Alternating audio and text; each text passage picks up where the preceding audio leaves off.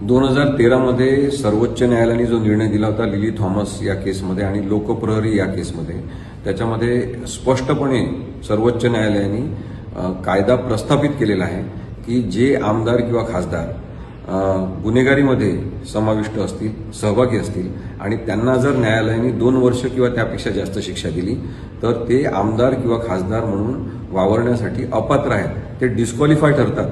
त्यामुळे माणिकराव कोकाटे हे न्यायालयाने 2 वर्षाची शिक्षा सुनावली त्याच दिवशी अपात्र जाहीर झालेले आहेत.